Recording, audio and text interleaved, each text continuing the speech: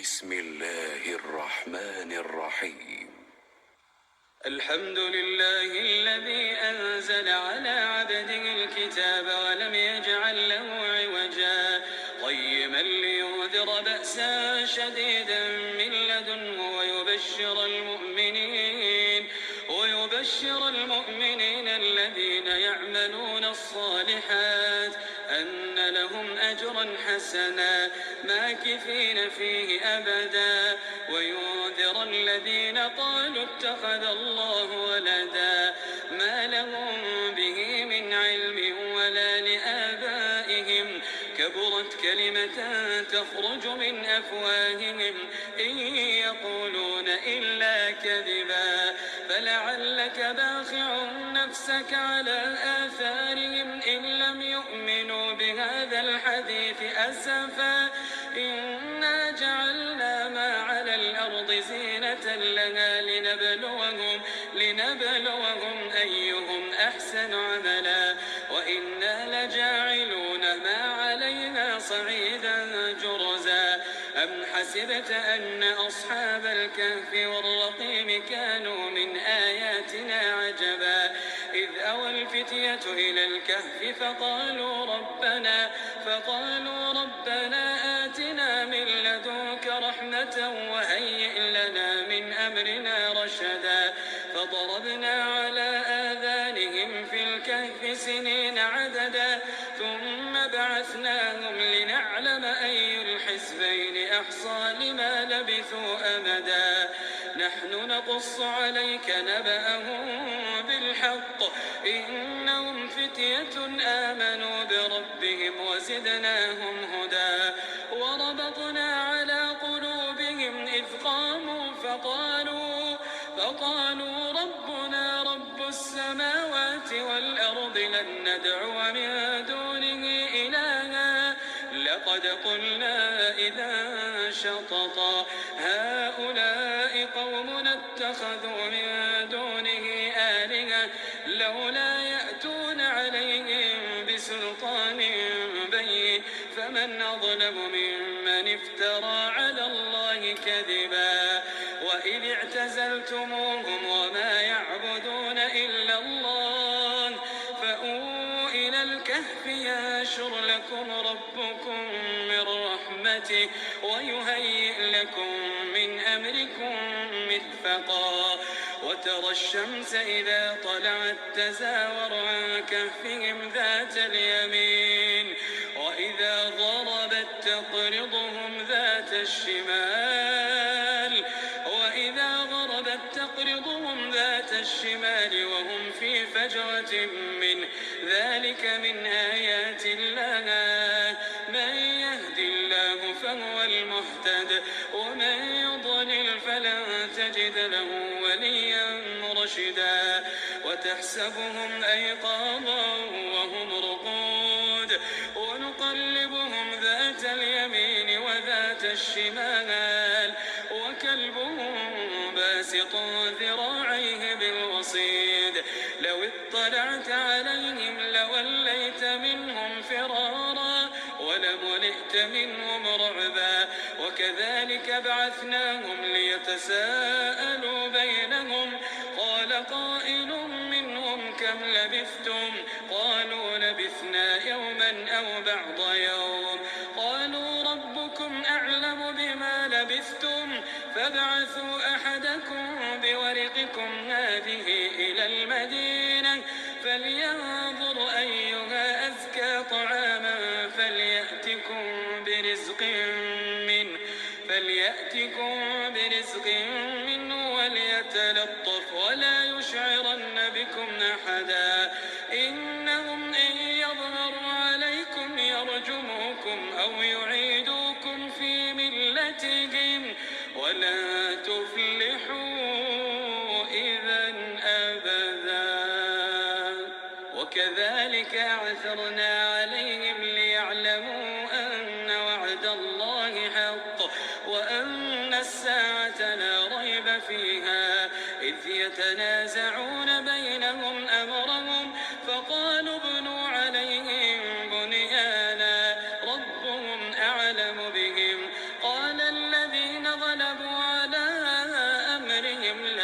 لنتخذن عليهم مسجدا سيقولون ثلاثة رابعهم كلبهم ويقولون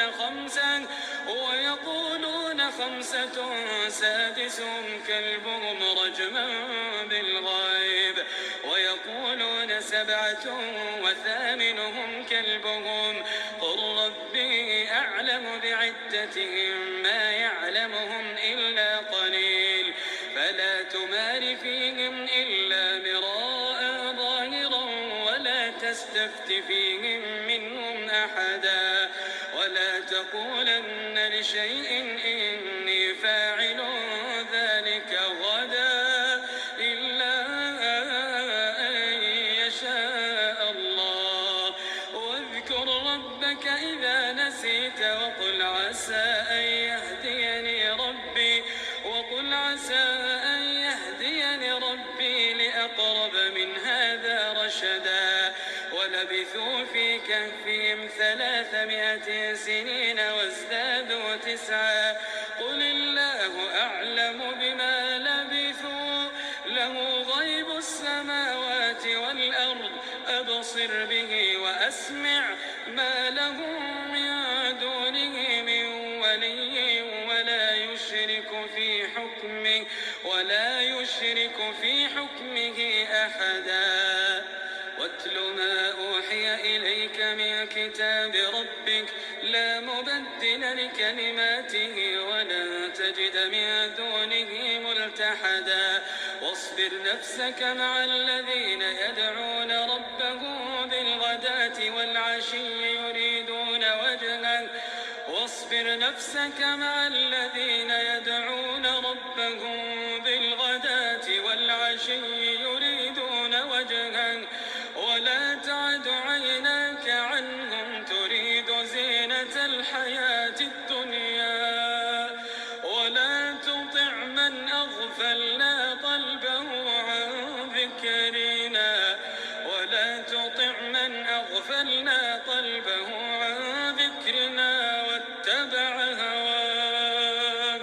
واتبع هواه وكان أمره فرطا وقل الحق من ربكم فمن شاء فليؤمن ومن شاء فليكفر إنا أعتدنا للظالمين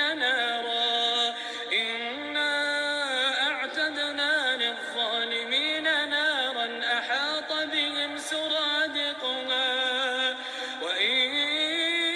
يستغيثوا يغاثوا بماء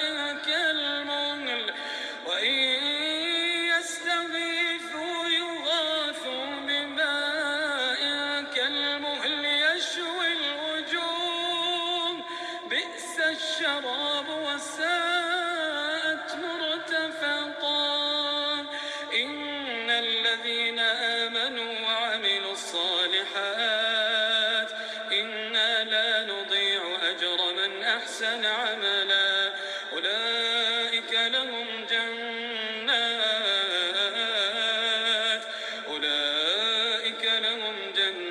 عدن تجري من تحتهم الأنهار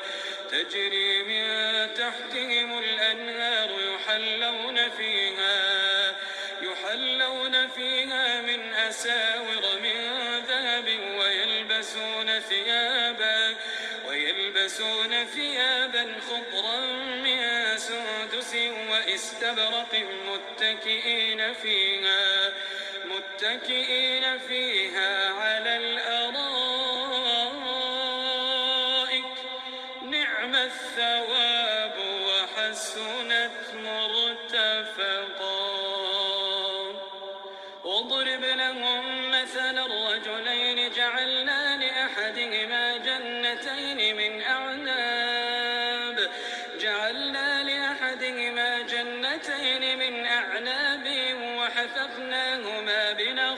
وحففناهما بنخل وجعلنا بينهما زرعا كلتا الجنتين آتت أكلها ولم تظلم منه شيئا وفجرنا خلالهما نهرا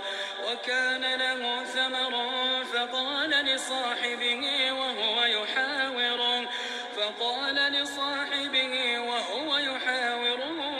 أنا أكثر منك مالا وأعز نفرا ودخل جنته وهو ظالم لنفسه قال ما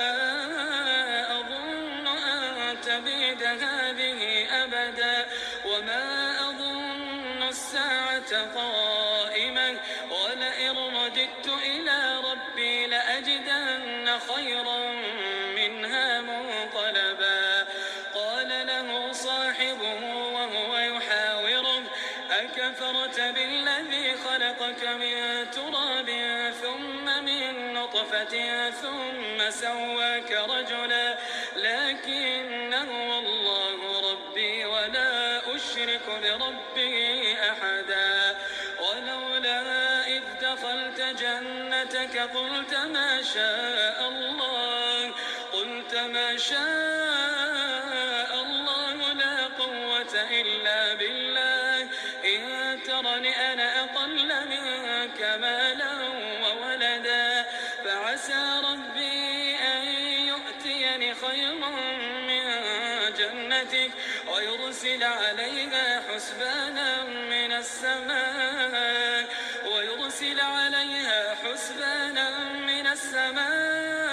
فتصبح صعيدا زلقا أو يصبح ماؤها غورا فلن تستطيع له طلبا وأحيط بثمره فأصبح يقلب كفيه على ما أنفق فيها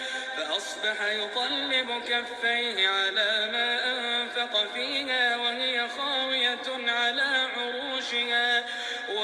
خاوية على عروشها ويقول يا ليتني لم أشرك بربي أحدا ولم تكن له فئة ينصرونه من دون الله وما كان منتصرا هنالك الولاية لله الحق هو خير ثوابا وخير عقبا واضرب لهم مثل الحياة الدنيا كماء أنزلناه من السماء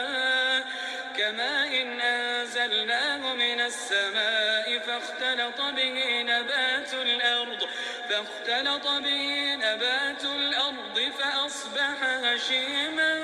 تذروه الرياح وكان الله على كل شيء مقتدرا المال والبنون زينة الحياة الدنيا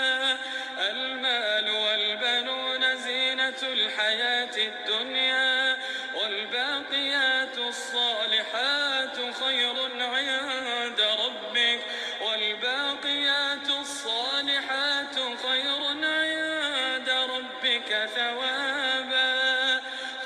عند ربك ثوابا وخير أملا ويوم نسير الجبال وترى الأرض بارزة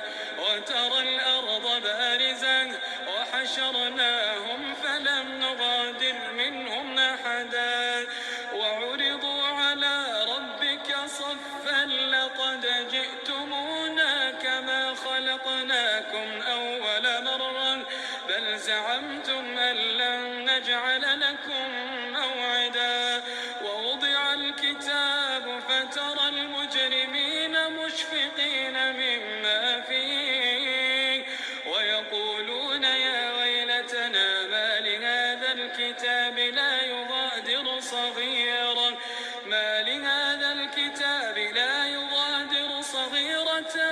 ولا كبيرة إلا أحصاها ووجدوا ما عملوا حاضرا ولا يظلم ربك أحدا وإذ قلنا للملائكة اسجدوا لآدم فسجدوا إلا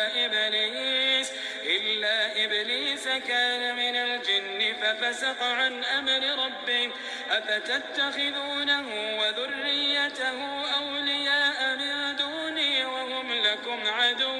بئس للظالمين بدلا ما أشهدتهم خلق السماوات والأرض ولا خلق أنفسهم وما كنت متخذ المضلين عضدا ويوم يقول نادوا شركائي الذين زعمتم فدعوهم فلم يستجيبوا لهم وجعلنا بينهم موبقا ورأى المجرمون النار فظنوا أنهم مواقعوها ولم يجدوا عنها مصرفا ولقد صرفنا في هذا القرآن للناس من كل مثل وكان الإنسان أكثر شيء جدلا وما منع الناس أن يؤمنوا إذ جاءهم الهدى ويستغفروا ربهم إلا أن تأتيهم سنة الأولين أو يأتيهم العذاب قبلا وما نرسل المرسلين إلا مبشرين ومنذرين ويجادل الذين كفروا بالباطل ليدحضوا به الحق واتخذوا آياتي وما أنذروا هزوا ومن أظلم ممن ذكر بآيات ربه فأعرض عنها ونسي ما قدمت يداه ومن أظلم ممن ذكر بآيات ربه فأعرض عنها ونسي ما قدمت يداه إنا جعلنا على قلوبهم أكنة أن يفقهوا وفي آذانهم وقرا وإن تدعوهم إلى الهدى فلا يهتدوا إذا أبدا وربك الغفور ذو الرحمة لو يؤاخذهم بما كسبوا لعجل لهم العذاب بل لهم موعد لن يجدوا من دونه موئلا وتلك القرى أهلكناهم لما ظلموا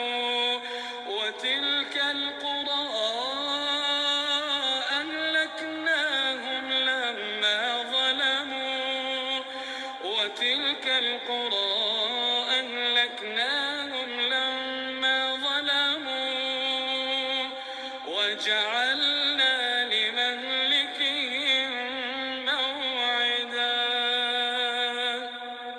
وإذ قال موسى لفتاه لا أبرح حتى أبلغ مجمع البحرين أو أمضي حقبا فلما بلغا مجمع بينهما نسيا حوتهما فاتخذ سبيله في البحر سربا فلما جاوزا قال لفتاه آتنا غداءنا لقد لقينا من سفرنا هذا نصبا قال أرأيت إذ أوينا إلى الصخرة فإني نسيت الحوت وما أنسانيه إلا الشيطان أن أذكره واتخذ سبيله في البحر عجبا قال ذلك ما كنا نبغ فارتدا على آثارهما قصصا فوجدا عبدا من عبادنا آتيناه رحمة من عندنا وعلمناه من لدنا علما قال له موسى هل أتبعك على أن تعلمني مما علمت رشدا قال إنك لن تستطيع معي صبرا وكيف تصبر على ما لم تحط به خبرا قال ستجدني إن شاء الله صابرا ولا أعصي لك أمرا قال فإن اتبعتني فلا تسألني عن شيء حتى أحدث لك منه ذكرا فانطلقا حتى إذا ركبا في السفينة خرقها قال أخرقتها لتغرق أهلها لقد جئت شيئا إمرا قال ألم أقل إنك لن تستطيع معي صبرا قال لا تؤاخذني بما نسيت ولا ترهقني من أمري عسرا فانطلقا حتى إذا لقيا غلاما فقتله قال أقتلت نفسا زكية بغير نفس لقد جئت شيئا نكرا قال ألم أقل لك إنك لن تستطيع معي صبرا قال إن سألتك عن شيء بعدها فلا تصاحبني قد بلغت من لدني عذرا فانطلقا حتى إذا أتيا أهل قرية استطعما أهلها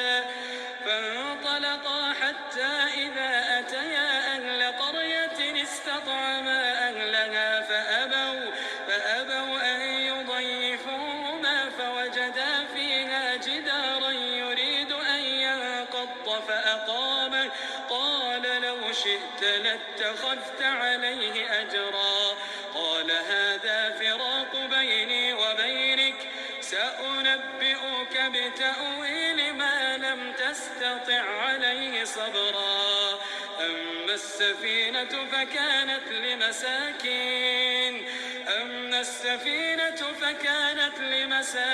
يعملون في البحر فأردت أن أعيبها وكان وراءهم ملك يأخذ كل سفينة غصبا وأما الغلام فكان أبواه مؤمنين فخشينا أن يرهقهما طغيانا وكفرا فأردنا أن يبدلهما ربهما خيرا منه زكاة وأقرب رحما وأما الجدار فكان لغلامين يتيمين في المدينة وكان تحته كنز لهما وكان أبوهما صالحا فأراد ربك أن يبلغا أشدهما ويستخرجا كنزهما رحمة من ربك وما فعلته عن أمري ذلك تأويل ما لم تسطع عليه صبرا ويسألونك عن ذي القرنين قل سأتلو عليكم منه ذكرا إنا مكنا له في الأرض وآتيناه من كل شيء سببا فأتبع سببا حتى إذا بلغ مغرب الشمس وجدها تغرب في عين حمئة ووجد عندها قوما قلنا يا ذا القرنين إما أن تعذب وإما أن تتخذ فيهم حسنا قال أما من ظلم فسوف نعذبه ثم يرد إلى ربه فيعذبه عذابا نكرا وأما من آمن وعمل صالحا فله جزاء الحسنى وسنقول له من أمرنا يسرا ثم أتبع سببا حتى إذا بلغ مطلع الشمس وجدها تطلع على قوم لم نجعل لهم من دونها سترا كذلك وقد أحطنا بما لديه خبرا ثم أتبع سببا حتى إذا بلغ بين السدين وجد من دونهما قوما لا يكادون يفقهون قولا قالوا يا ذا القرنين إن يأجوج ومأجوج مفسدون في الأرض فهل نجعل لك خرجا على أن فجعل بيننا وبينهم سدا قال ما مكني فيه ربي خير فأعينوني بقوة أجعل بينكم وبينهم ردما آتوني زبر الحديد حتى إذا ساوى بين الصدفين قال انفخوا حتى إذا جعله نارا قال آتوني أفرغ عليه قطرا فما استطاعوا أن يظهروه وما استطاعوا له نقبا قال هذا رحمة من ربي فإذا جاء وعد ربي جعله دكاء وكان وعد ربي حقا وتركنا بعضهم يومئذ يموج في بعض ونفخ في الصور فجمعناهم جمعا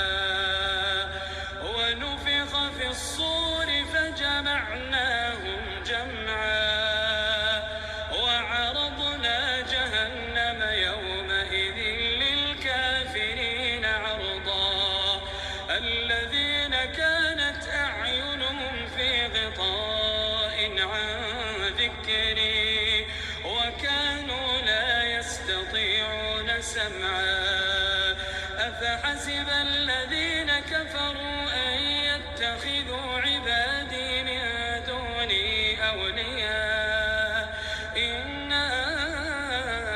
أعتدنا جهنم للكافرين نزلا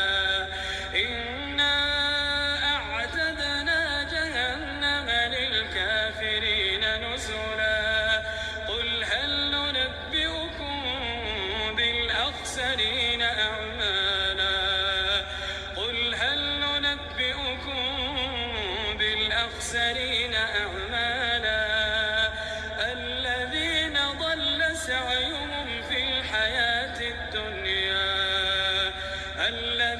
ضل سعيهم في الحياة الدنيا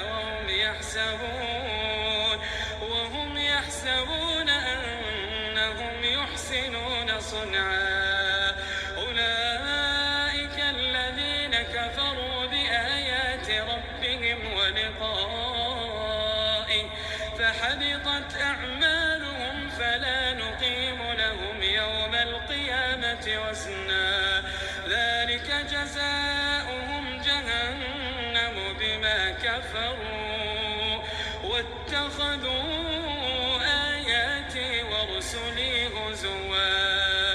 إن الذين آمنوا وعملوا الصالحات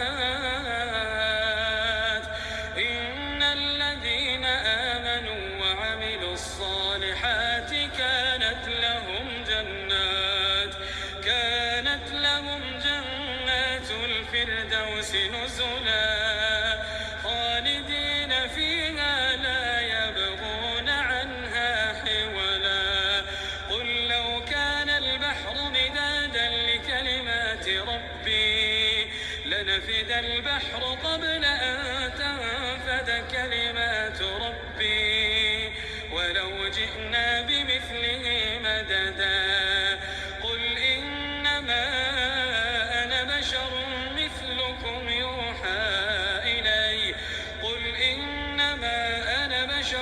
مثلكم يوحى إلي أنما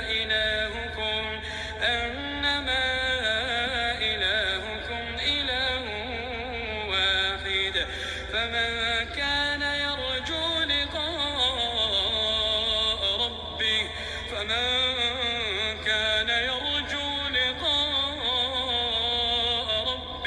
فليعمل عملا صالحا